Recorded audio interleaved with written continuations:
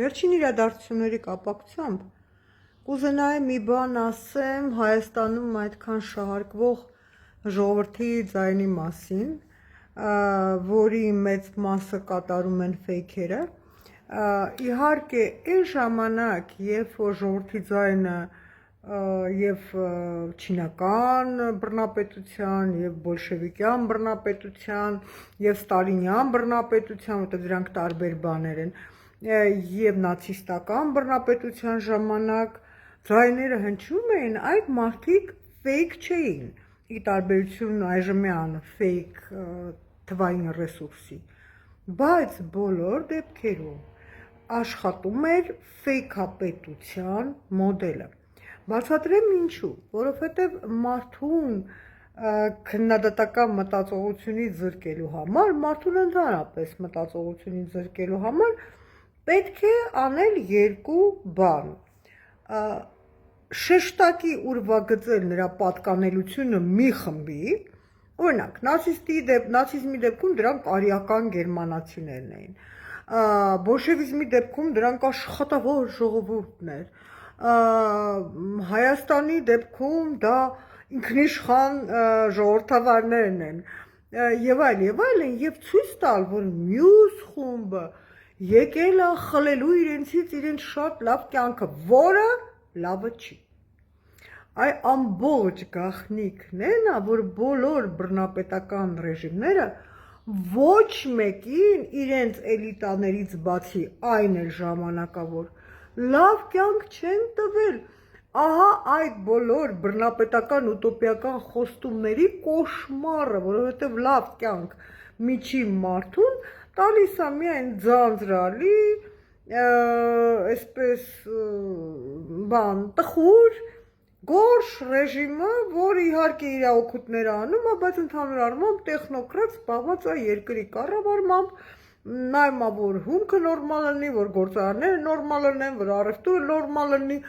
սուս ու փուս տանում է անդիմության բոլոր հարվածները, փորձում է ինչ-որ դրան պատասխանի, բայց վերբալ, ոչ թե ռեպրեսիաներով, եւ այնուամենայնիվ ապահովում է իր քաղաքացու միջին բարեկեցիկ կյանքը։ Ռոնալդ Ռեյգանը մի անգամ ասեց,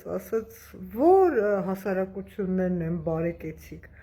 որ մտածողությունն է աշխատող եւ փայլուն օրինակ բերեց, ասես դիցուք կա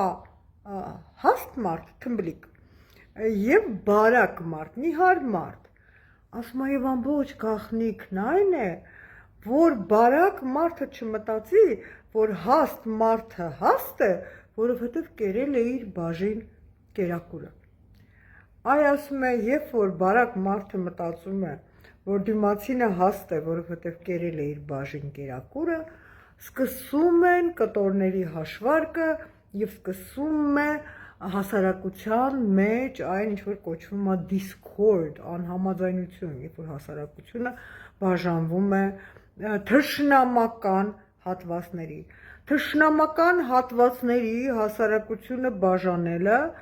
բռնապետական ռեժիմի թիվ 1 եւ ամենակարևոր զենքն է։ Դուք ասում եք, բա ինչ անեք, ոչ մի բան հնարավոր չի։ Ֆեյքապետությունը աշխատում է մինչև այն պահը, որ ֆեյքերի ամենաստորին ներկայացուցիչները սկսում են իրենց մաշկի վրա զգալ, թե ինչ է կատարվում։ Եվ գիտեք ոնց է, որ դա լինում է միշտ, դա այնպես չի լինում, որ ինչ որ մի երկրում բռնապետությունը կարող է հանկարծ ինչ որ մեկին պարգևի լավ կյանք բռնապետներից բացի։ Եվ հիմա, երբ որ շատերը տենդագին փորձում են մտնել բռնապետության շարքերը, իսկ մյուսները տարակուսում են, թե ոնց մենք հայտնվեցինք այս ֆեյքապետության մեջ, ձեզ հարց տվեք, մեր քայլերը արդյոք գնում են ճիշտ ուղղությամբ, մենք անընդհատ փորձում ենք կրթել, հասկացնել, բացատրել, բայց ֆեյքապետության դեմ պայքարելու տարբերակներն ուրիշ են, եւ այդ տարբերակները հաստատ բռնության հետ կապ չունեն։